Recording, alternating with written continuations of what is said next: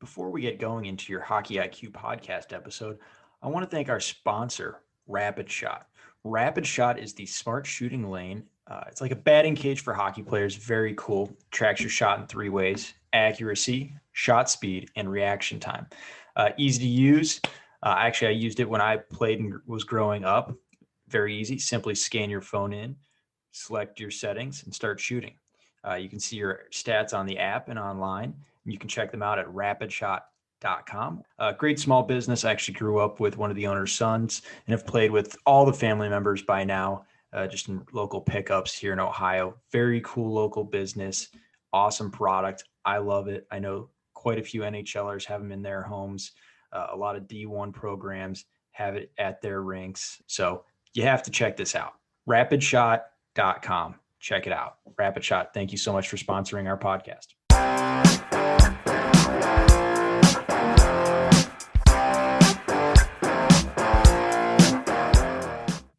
On the Hockey IQ podcast today, we bring on Alex Bezerra, someone who I feel like I got his last name right for once. So welcome to the podcast, Alex. Thanks, Craig. I appreciate it. Well, currently you are an assistant coach with the Cyclones. Before that, you're up in Ontario for quite some years, doing some great work at many different levels. So excited to get you on, and I want to just jump straight into it here. You had a really cool segment on Twitter where you had players designing their own drills for like that after practice professional time. So I'm curious to dive into that. Where did that come from? Is that something that you've done? Was that something that came with the team? And why do you guys allow them to do that? You know, I thought practice time was supposed to be for the coaches. Well, I mean, ultimately, these guys are professionals, and we're very fortunate, or I'm very fortunate as a defense coach with the Cyclones. Like, our D-corps is arguably the best in our league, and we have guys on that team that have had individual and team success wherever they've played. So the idea is actually from the summer, our veteran defenseman and our captain on the back end, Dejan Mango, and I just kind of shooting the word throughout the summer, about development and how can we, integrate that more into what we do. And sometimes it's hard in our league. The ECHL's, for the most part, weekend based, but we do have games during the week. And once those Wednesday, Thursday games get mixed into your schedule, it's really tough to find time for player development. And so the time to do that, instead of, having a Monday focused on skills, was to just kind of hit it 10 minutes at a time after practice and kind of leave it up to our guys to make a determination on what they saw throughout, the weekend's games and what they want to work on over the next week. And so it's been great so far. We've posted a couple videos online. We've saved some of the videos just for the sake of saving up content for the entire season, but try and keep it consistent. And really the idea of throwing the video out there is more so just understanding where I was at as a coach, 5 or 10 years ago, and getting started and really asking those questions of like, how do you get started? How do you get started with drills? How do you get started with player development? And what are the stuff that maybe your players are going to want to work on, whether they're professionals or junior players or minor hockey players? We're very fortunate at the professional level to have the resources that we have. Especially with us, with the Cyclones, we have the Rochester American staff and the Buffalo Sabres staff who are awesome and have helped us so much, over the last couple of years. So we get to utilize those resources at the NHL and the American League level. But, that John Smith, who's coaching a high school team in Ohio, may not have the exact same resources. And so putting those videos online and just allowing the average Joe hockey coach to have access to those is really important to myself. And, it's been great for the guys. They enjoy it. They love, when I'm busting out the iPad or the iPhone on the ice after practice, and they get to kind of strut their stuff. They get a little upset when we run out of characters and don't have enough to post their name or their Twitter handle or Instagram on there. But hopefully with the redesign of Twitter here, we can get a few more characters to help them out. Yeah, potentially. And who knows? This might become like the Hartford Whalers, where pretty much half the team ended up going into management. I'm trying to remember all of the names, but there's so many like Hall of Famers or really high level coaches and executives in the NHL that all stemmed from. I'm kicking myself for not remembering the name here, but the guy, he's basically like, yeah, I'm just teaching and empowering my players, and then eventually, boom, they all ended up winning cups as players, execs, coaches. Like it was unbelievable. Maybe that's what's going to be the Cincinnati Cyclones here. We're super fortunate to have the group we have. That would not surprise me. And it's conversations, naturally, again, within our league, these guys are not doing this to get rich at our level anyways. So, they're, for the most part, the guys that are in their mid 30s and coming to maybe the end of their playing career, looking at what's next. And so with a guy like Dejan Mingo or Justin Vive or Louis Caparuso, like these are all guys that are looking at, what's next in hockey for them. And that would not surprise me at all. So. Yeah, and there's something to be said about like teaching yourself or teaching your peers with being able to then play and like effectively take whatever you're trying to learn and actually apply it. Like if you're doing it and teaching it, like you better know your stuff and the exact reasons, and you can start to see, okay, well, maybe I can't do it as well as I thought because of these little pointers, and you're teaching yourself. And I got to imagine it only makes them better players by trying to teach someone else or even just teaching themselves. Greg, the neat part about the team we have this year, and Jason Payne's our head coach, and a very good friend of mine that I've known for a number of years from back in Ontario, and obviously coaching together here. But we talked about it today at practice. It's just like this is just a different group. There's something different about them. We don't see it across the league. Whether it's a leadership thing or a culture thing, we haven't been able to put our finger on it just yet. But whether it's stuff we do in practice or even implementing something new into an older drill, or going down 2 goals in a game or going up 2 goals in a game, like this team is just so level-headed and so bought into what's going on. There's really, the ceiling is who knows how high, but it's a special group. And that makes our lives easy as coaches, because we can have open and honest conversation about everything in game, out of game, in practice, out of practice, and definitely makes practices real easy. So. Yeah, I'm curious to dive into what are some of those things that have come up. I mean, obviously you have a group, and it seems like you and Jason are very open. So it's like, how does that leadership apply throughout the team dynamic as well?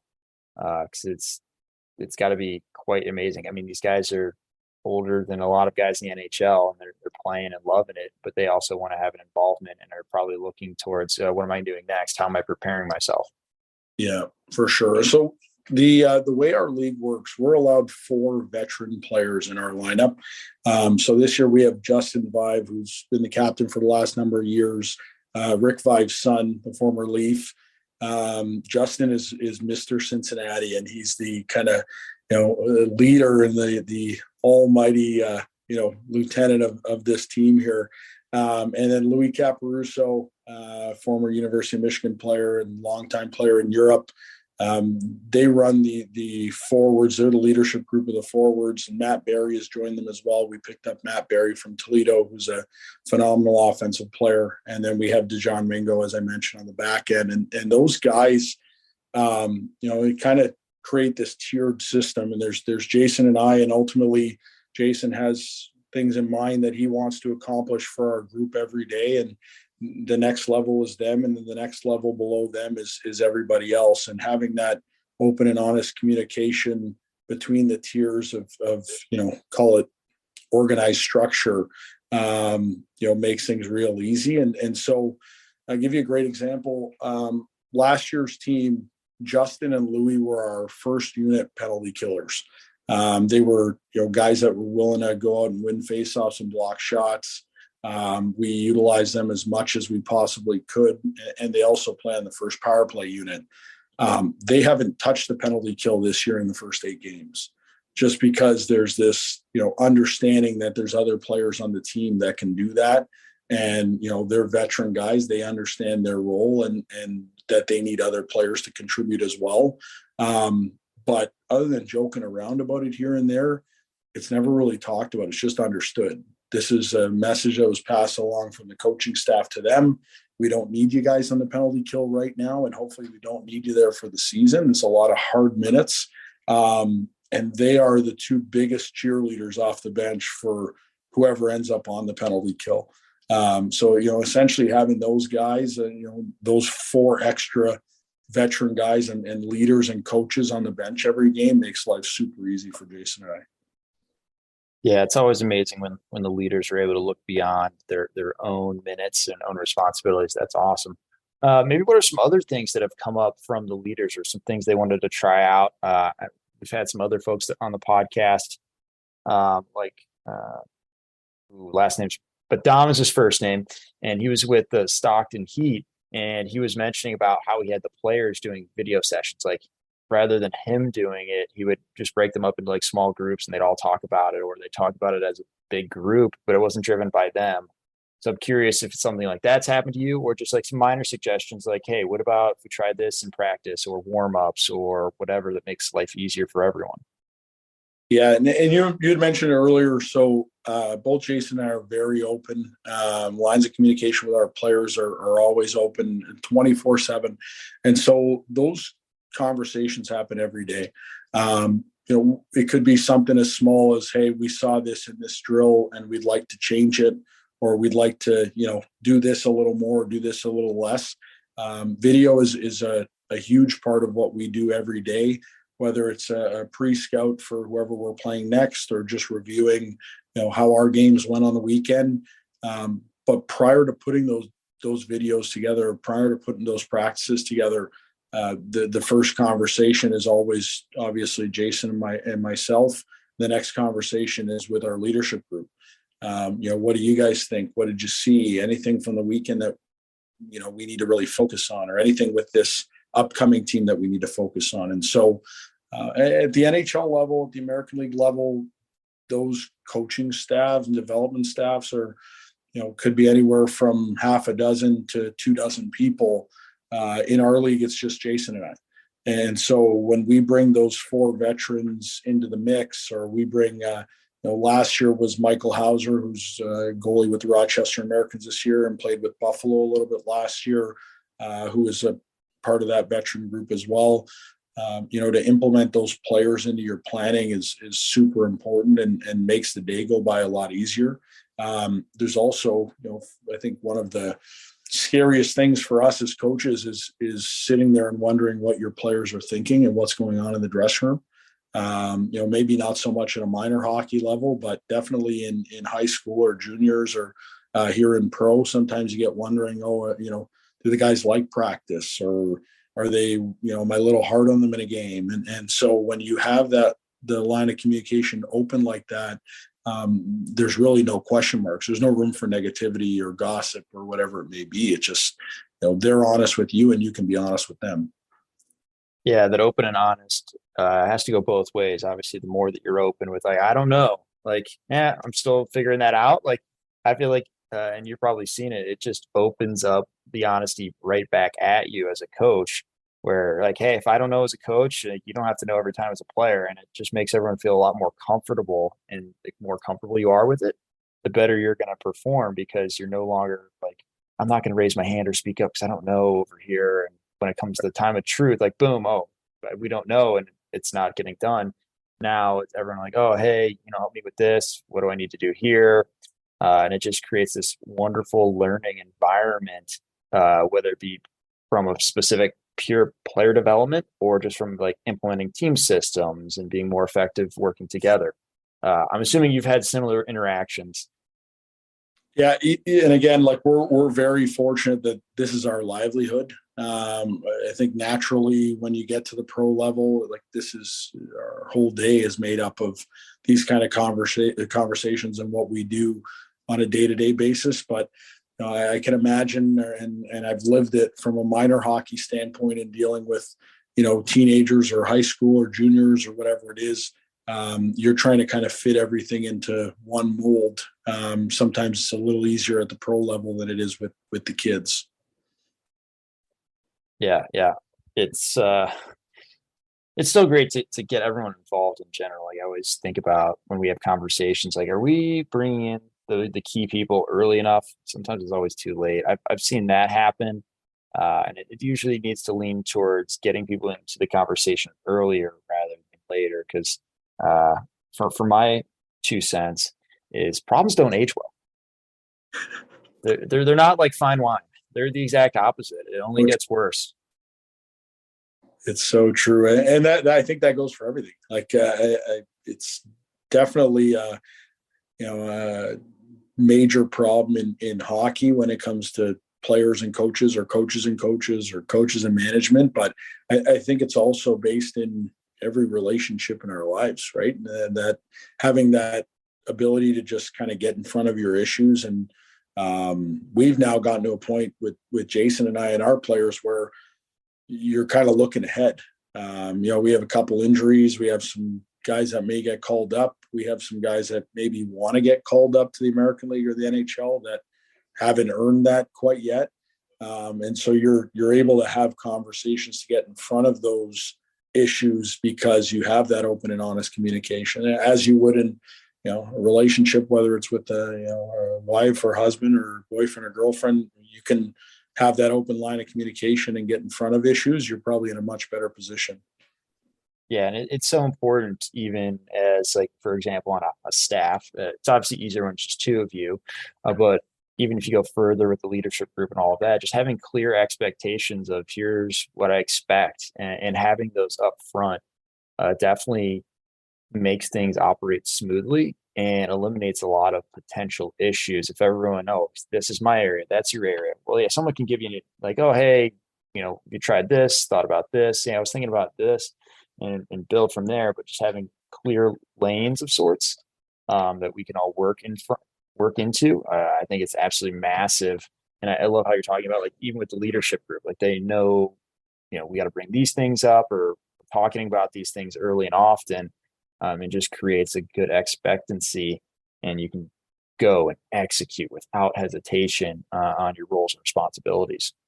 Yeah, that's bang on. And it's funny you mentioned this implementing new things. I think it was a couple weeks back. We were working with our power play units after practice on the reverse bumper, the McDavid Draisaitl reverse bumper, and pulling video on that, and pulling video on Tavares and Matthews, and I think it was Matt Barry, again, one of our veteran forwards, who came to us and was like, we love it. We love the implementation of this new stuff, and we're all in for this kind of stuff every day. But McDavid and Draisaitl don't play here, so the execution may not be the exact same. And I think when you hear that from a 30-something-year-old guy that you're coaching, you're kind of like, well, he's bang on. We see it, and from a coach's standpoint, we want to implement it, and we think it's the coolest thing in the world. And we know that if we can execute on it at our level, it's going to work out real nicely. But these guys have to live it.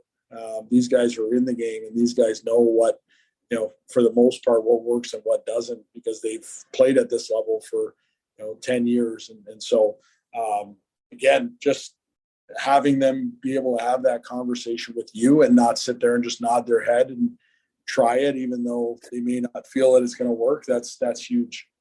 Oh, and it's so true with youth coaches too. They all see what's happening in the NHL, and they're like, "Oh, we'll just reverse this engineer back all the way to our level."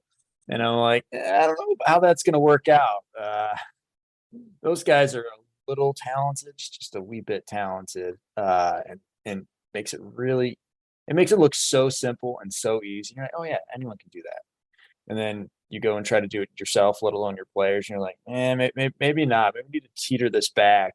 And it's the same way with that when I think about shipping the Hockey IQ podcast or newsletter. Like, whatever works. It doesn't have to be long. It doesn't need to be complicated. Just whatever works. That's what we're going with. What's effective, rather than the fancy smancy. And I always remember this is one of my first epiphanies as a coach. I'm like, you go to war with the army you have, not going to war with the army you wish you had. And it's so true. And it's like finding what works for your guys, your gals, whatever it is. It's so massive, and how that should probably dictate team systems more than the coach's desires. I'm going to have to steal that line from you at some point this year for sure. But it's funny you mentioned that. Like that's for Jason and I, that was our mentality coming into this year. I think it's one thing as a coach, especially for him as a head coach, to sit there and implement systems, which is maybe the hardest thing for any coach, probably in any sport, but definitely in hockey, where it's, this is the system I want us to play. This is what I see in the NHL. This is what I think works. And then looking at your roster and thinking, is this going to work for our guys? I'm sure you remember the 1-3-1 was a huge thing a few years back, and Tampa had played it, and everybody thought the 1-3-1 in the neutral zone was the most amazing thing in the world. And then you realize that, those three guys in the middle play such a huge role and have to have this unbelievable talent to be able to hold people on their own half of center ice, that not every team has guys that can do that. And so for us changing that mindset, it's funny you bring that up, but for us to be able to change that mindset as a coaching staff and worry about what do we believe our guys are actually capable of has probably led us to have the success that we've had early in the season here. Yeah, I mean, I'm loving this conversation and all the coaching hacks that we're getting into, and we'll even throw it out parents. Be easier on your kids. It looks easy and should happen, but I don't know. It's a lot tougher. Everyone's job is easy when you're not the one doing it. Yeah. So, curious to dive into this a little bit further. Obviously, you're more on the cutting edge than probably most coaches out there. So I'll just give a quick tip of the cap to you. What are some other things that you're working on here? So, you know what? I think there's you can break the skill stuff down from a tactical or technical standpoint. I think what the biggest thing for us is, or definitely for myself, is just looking at each guy and trying to understand what they're capable of and what their efficiencies are and what their deficiencies are, and trying to kind of chip away at that every single day. It could be, and I saw you had posted there on Twitter, like the challenge for the month of November is make no look passes. And I would say that there's a couple defensemen that we have that are more offensive guys and looking for different ways, whether it's deception by use of footwork or stick work or their eyes or how they handle the puck or routes that they take to the puck. And I think from a skill development standpoint, those little things are so important. The easiest way to look at it from a coaching standpoint is, let's implement something that's great for the team, and a skill thing or something on the ice or off the ice that's great for the team, where we can kind of work on it as a professional and dealing with professional hockey players is just, let's look at it player by player. We have the time to do it. We have the resources and we have video and whatever it is that we can kind of pinpoint something player by player every day. Now, I'm sure it would be much easier if there was 6 other coaches on the ice and Jason and I could just kind of wheel around and talk to the guys the whole practice. But maybe not, because we're so involved in the practice. And, I'm out there when we're doing, some of our transition drills or some of the stuff that we've posted or I posted online. You're right in the drill. You're challenging the guys, you're boxing out the forwards as they're trying to get to the net. And maybe that's the better way to go about doing it. And I would encourage a lot of coaches to get into that as well, like get into the drill. And you're going to see that, if your forward goes from the corner to the net underneath you, he's going to give defensemen a hell of a time trying to keep him away from the net because he can't watch the puck. But when you're the one playing defense in practice against these guys, you understand that that's a skill. Like that's something that you can utilize or teach. And I think if we were just kind of sitting off to the side and watching the drill play out, we may not have the same understanding. So, yeah, I think we could go on for days about some of the skill development stuff. And I try and make myself available online to have those conversations with some of these coaches, especially at the youth levels. What surprised me a ton is the amount of junior or college coaches that have reached out and said, hey, we saw this, we're looking for help with this, or what do you do for video, or, is there something that you're doing individually or as a team? We do things as a group, just to kind of put it out there. From a video standpoint, we do a lot as a group, but it's involving the players. Like they're so interested and open to having those conversations that I can have a video together for one of my defensemen and show it to the entire team. And they understand that it's not there might be 10 teaching clips in that video that, make up a minute and 20 seconds of video content. And it's not a shot at that one guy. It's just, hey, this is what we're trying to teach. This is what we see. We could show it to 23 guys in that locker room. And I think where coaches would be surprised is the other 22 guys are looking at it and going, wow, I see this. I probably need to do this. Hey, he's really good at that. I think I need to work on that. But again, you need that unity and communication and relationship with your group. So.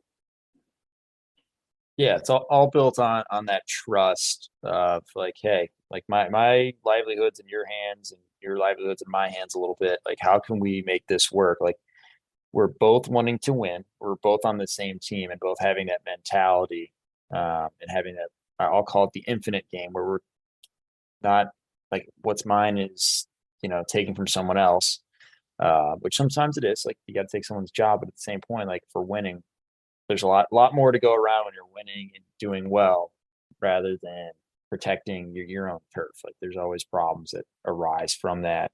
So I think that's awesome to hear that players and the environment more so that you've provided as a coaching staff allows for these discussions to happen where players are happy when other guys are on the PK and they're cheering them on from the bench, or, we're going through video and, okay, we're talking through things of like, oh, how could I have played this better? Or, how can I help you play that better? And just getting that collaborative approach where they're feeling empowered. Because at the end of the day, as coaches, we can't make the decisions if they're passing to that guy or that guy. Like, they got to make a good quality decision. And the more that we're giving them decision making off the ice, only improves their on the ice decision making.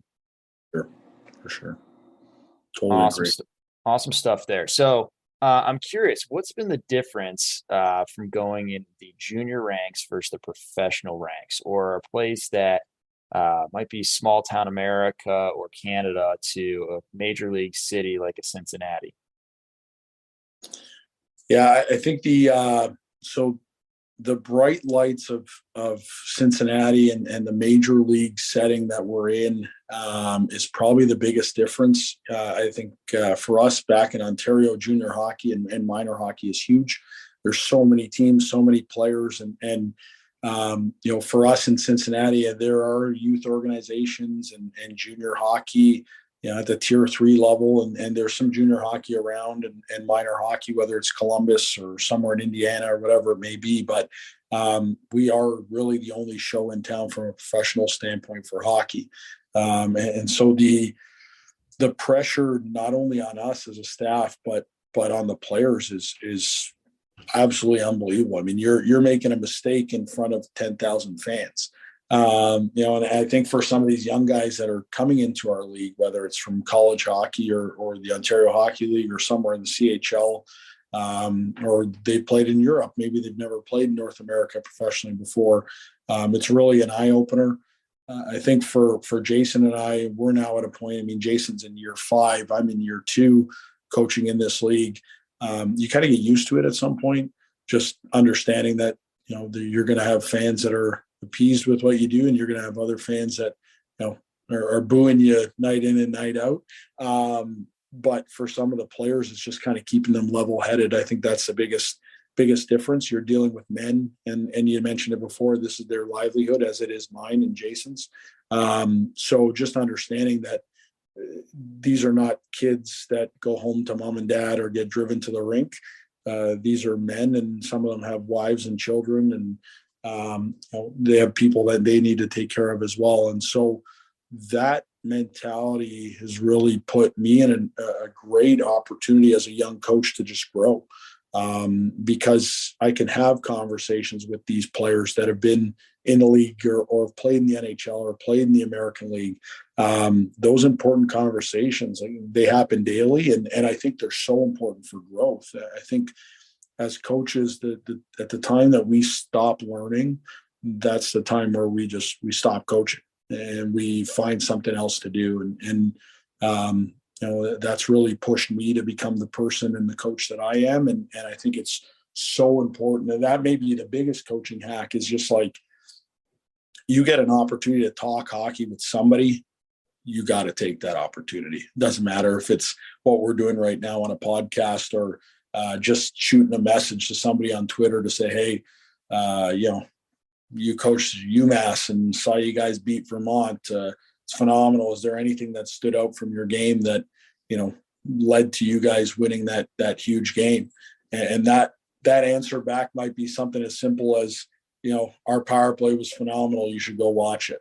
And I think when you can take small steps like that, it's bigger than hockey. It's relationship building. I mean, we've met online. It's an awesome opportunity to be able to talk to you on your podcast here. And we've had phone calls in the past, and I hope to continue that relationship. But it doesn't make a difference whether it's an NHL coach or a minor hockey coach or a player. You can learn from everybody. I love that. Learning from everyone, whether it be good or bad. You're like, oh, I don't like that, don't do that. Or, hey, I like this, I'm going to steal that and do it. And I love the point you made about having the ability to have conversations. And I can sense that it was starting to go beyond the ice, like handling pressure or a really stressful situation. I mean, particularly at your level, like, these are adults. These are truly men that have real life consequences if they get injured or something doesn't go well. And it's extremely terrifying for a lot of these guys, right? It's not like the NHL where they've got an NHL pension to go back on or a big league paycheck to fall back on. And just, I can imagine how the conversations and what impact you're having on their lives are just beyond the rink is. And it's probably the same way back to you, you're getting real human beings. There might be some egos, but it's probably a little bit less than, I got $10 million egos, like, no, like, truly we need each other. And let's all relate here. We're all humans trying to make the best of it that we can. And what that's like. Is there any conversations that really stuck out to you of like, wow, this is way bigger than hockey, or like, I just changed the trajectory of someone's life, or they've changed mine in a big way? Yeah, I think there's, and again, and way to just drop a big one on you. So no pressure here. No, again, like I know with the group that we have that, I can be open and honest with anybody, not just with them, but, family is a big one. Relationships are a big one. I know for myself, like, I have a son that, turns 1 year in 2 weeks, and he's back home in Ontario, and based on our schedule and how much travel we do, I get an opportunity to see him when, can come down and visit when we have the time, or when I have a home schedule that fits. But, my family doesn't live down here with me. So it leaves a little more time for conversations outside of the rink. But, I count on these guys as well, just as much as they count on me. You need people around you every single day. It's just the nature of us as human beings. So, we do have a few players on our team that have families or have, like I said, a wife or children. And, we're not as fortunate as maybe the American League or the NHL, where financials are a little better, travel schedules a little better. The places that you live are a little better, and you can kind of run your family life and your hockey life, and they kind of go together, where here at our level, everybody's trying to make it to the next level for that reason. There's hockey, and then there's the family stuff and financial stuff. And so a lot of the conversations are, with those guys are kind of surrounded around, we have this, or we're going to Iowa for 5 days, or we're going to Utah for a week. Do we have any idea of the schedule or what we're doing there? Because I'm going to let my wife know, or I want to let my girlfriend know, or fiance, or, I need to arrange for the kids to be somewhere. And again, if you have the luxury of playing in the NHL and making 10 million and your nanny's going to watch your kids every day, it really doesn't make a difference. You just pay the nanny and the nanny does what they have to do with the kids and everybody's fine. But those kind of conversations are great. They can get a little emotional at times. And I think that vulnerability and relationship with your players is so important away from the rink. Like, it's one thing to have that in the rink. And you had mentioned earlier, like, we don't know everything as coaches, just like we don't know everything as human beings or business owners or whatever it may be. The more you can get ahead of that, or the easier time you have getting ahead of that and communicating that to the people that you work with or you spend time with, the easier everybody's life is going to be. And I think for me, I'm 33 years old. I have two players on this team, in Justin Vibe and Louis Caparuso, that we're the same age. We grew up together, played in the GTHL. Like, I'm coaching guys that are the same age as I am. I'm coaching guys that, we had a Jesse Schultz last year, who was 7 years older than I was. So there's a lot of similarities in the lives that we live, and just being able to, again, have those honest conversations about non-hockey stuff. It makes things real. And maybe that's the best way to look at it. We're not just robotic coaches and, hey, I'm going to coach here at the rink and then I'm done. You're a real person, and you have real relationships with people. Real. I love that word. Real. It's real. It's not this fake baloney, phony stuff. I feel like every person in the entire world is looking for a good, real conversation.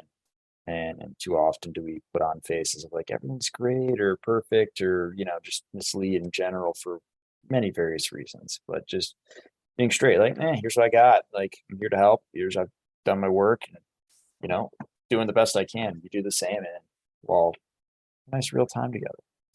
For sure. So that's awesome. Wonderful having you on. Is there anything else that you want to talk about or bring up while I have you here? Otherwise, I'd love to hear more about that open ice rink. I went down to Cincinnati and I was blown away. You guys already had an ice rink downtown, just hanging outdoors. I'm like, it's not that cold yet. Yeah, you know what? The only thing like that I would mention is again, we're open to anybody. Jason's the same way. I know sometimes people's lives get a little busy, but whether it's on Twitter or by email or text message, like, just reach out. If there's any help that you need, and it for yourself, but any minor hockey coaches, junior hockey coaches, really any kind of coaches or teachers or business people, like, just reach out. We're available. We say the same thing to our players, like, your families can reach out at any time, like anything they want to talk about. I think you open yourself up. The fear with maybe doing that, not just as a coach, but just as a person, is like, hey, there's going to be some conversations that maybe somebody's going to bring up that you don't want to get into. And I think when that's the case, you should be willing to communicate that.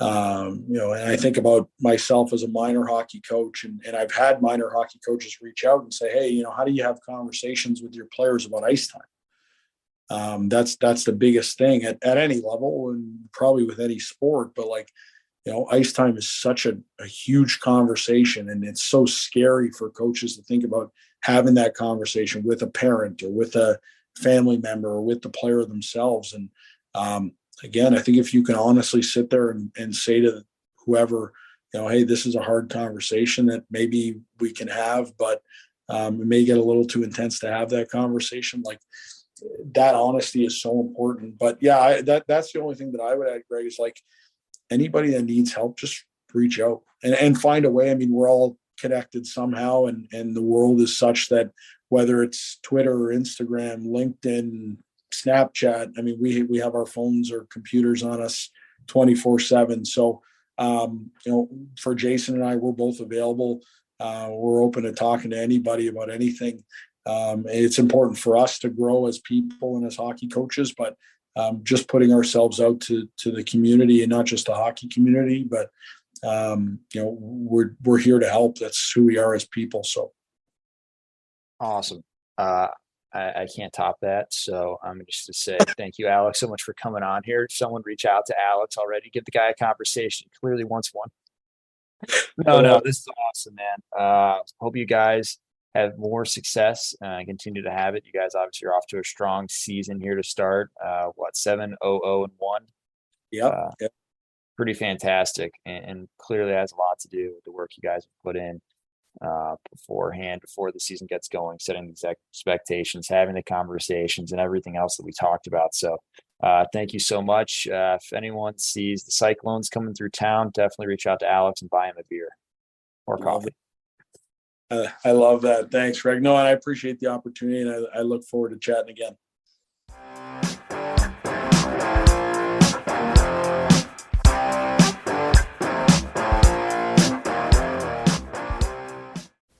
That concludes this week's episode. Thanks for joining us here at Hockey IQ. If you haven't already, take a quick moment to hit that subscribe button, give us a thumbs up, and drop a review. If you want to be a great teammate, even recommend us to a friend. You can follow us at Hockey's Arsenal on Twitter and Instagram. Check out the website, hockeysarsenal.com, where you can subscribe to the weekly newsletter. You won't regret it. Catch your buttes here next week for a brand new episode.